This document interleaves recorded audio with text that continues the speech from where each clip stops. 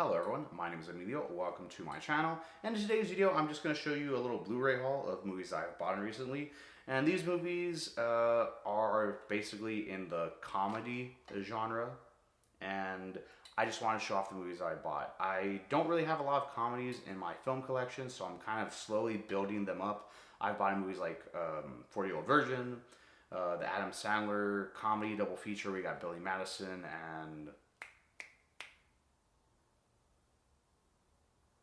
Happy Gilmore.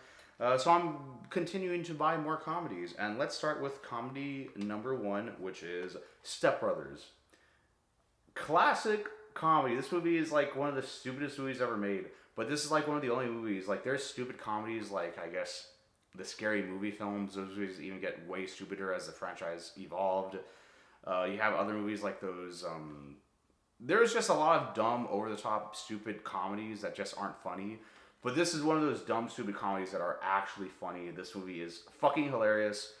My cousin always made a joke that, you know, when he watched this movie, it reminded him of me and my brother, which is kind of funny. I guess it makes sense. But yeah, Step Brothers. I haven't seen this movie in years. I've been wanting to buy the Blu-ray for a long time, and I finally did. This is my favorite Will Ferrell movie. I like it more than Talladega Nights. I like it more than Anchorman, and man, The Other Guys. Damn, The Other Guys is also really good. That, in my opinion, is kind of an underrated Will Ferrell comedy, also starring Mark Wahlberg. But I decided to buy Step Brothers. It's about these 40-year-old man children who live with their parents, and they ain't got their shit together. What do they learn? It's okay to not have your shit together and just live with your parents and act like a man-child. It's a stupid fucking movie, but it's so great. And man, dude, John C. Reilly is such an underrated actor. He is such a great comedic actor, but he's also a great dramatic actor, but he's mostly known for just probably this movie. But yeah, great movie. Yeah, it's one of, 2008 was an era where great classic comedies came out, and this was one of them. Here is another comedy. This is more of an now the rest of the movies that I'm going to show you are going to be more of like the coming of age raunchy comedies.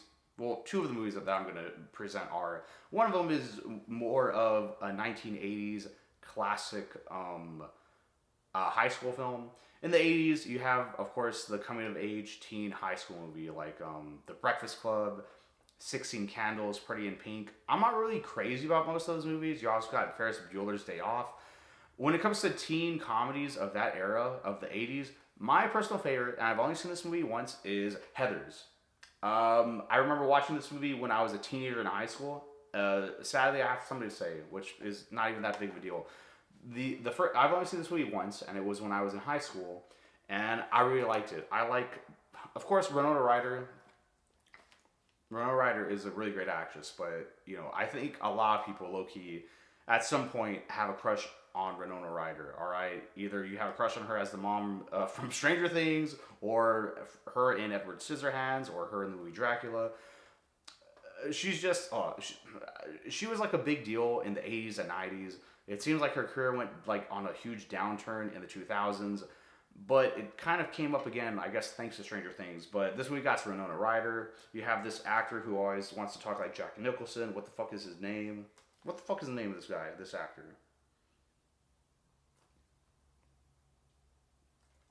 You got Christian Slater in this movie. This movie is a movie that actually deals with a lot of serious subject matter. You have like spoilers, you have a high school student that is kind of violent and is a cold-blooded murderer and is potentially in this movie going to blow up a high school. But it's presented in this fun, ridiculous, comedic way where dark things happen in this movie, but it's just more played for laughs, and it's done in a very clever way. When it comes to comedies, this is more of a satire, maybe, of I guess, popularity and not being popular and what it was like being a teenager in high school during this era. So yeah, I've been wanting to buy more movies like this, like The Breakfast Club, or I guess Pretty in Pink. Actually, not really. Maybe just Breakfast Club. But when it comes to teen comedies of the 80s, this is personally kind of my favorite. And this is kind of the reason why I bought it. Also, I've been looking at how much this movie costs online. A lot of people are selling this movie for like $30, $40. I'm glad I found it at half-price books for $15. So this is a good deal, and that's pretty much why I bought it. And here is another, here's basically a set of movies that I bought online recently. These movies, as a kid, I remember always hearing about them as like these great comedies, but also these great raunchy comedies. And I never really was able to see these movies until I was like a teenager. Me and my brother actually bought like a whole DVD set of the first three movies. But these movies are kind of not really talked about anymore. I think for specific reasons, but I think a lot of people, me or people older than me, grew up with these movies, and that is the American Pie films. Now I gotta say, American Pie 2 is my personal favorite. They showed that movie on USA a lot when I was a teenager. I finally bought like American Pie 2, all three of the first three movies on DVD, and was able to watch them, uncut and uncensored. And as a 12-year-old watching movies that was unrated, it was like, ooh, we're watching something we're not supposed to watch. But these are really good movies. I actually rewatched the first American Pie recently.